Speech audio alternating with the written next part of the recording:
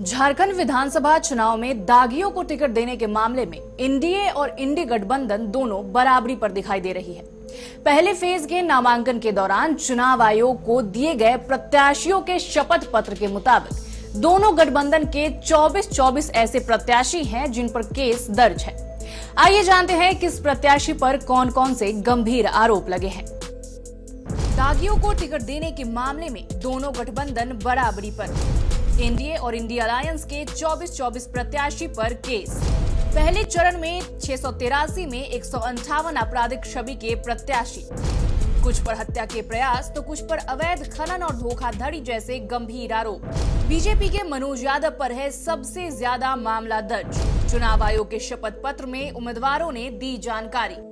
झारखंड में पहले चरण के 43 सीटों पर 13 नवंबर को मतदान होगा। चुनावी मैदान में खड़े एनडीए और इंडिया अलायंस के प्रत्याशियों ने नामांकन के समय शपथ पत्र दाखिल किया, जिसके मुताबिक 48 उम्मीदवारों पर आपराधिक मामले दर्ज है, जिनमें 24 एनडीए और 24 इंडिया अलायंस के हैं। कुछ पर हत्या के प्रयास तो कुछ पर अवैध खनन और धोखाधड़ी जैसे गंभीर आरोप भी हैं।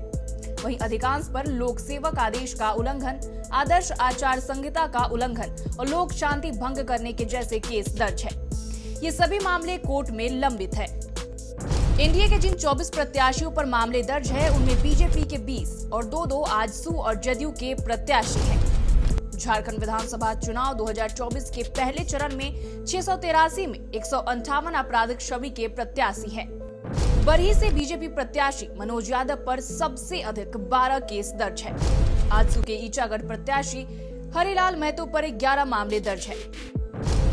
बाकी से बीजेपी प्रत्याशी कुशवाहा शशि भूषण मेहता पर 9, तो भवनाथपुर से बीजेपी प्रत्याशी भानु प्रताप शाही के विरुद्ध 10 और गढ़वा से बीजेपी प्रत्याशी सत्येंद्र तिवारी के विरुद्ध 7 मामले दर्ज है।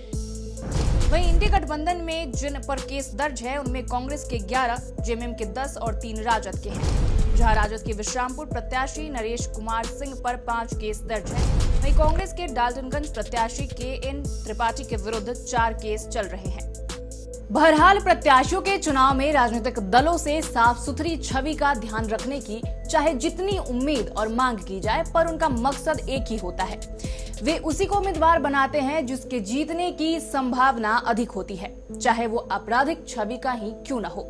फिलहाल इस खबर में हमारे साथ इतना ही। बाकी की तमाम जानकारियों के लिए देखते रहे समाचार प्लस झारखंड बिहार। नमस्कार।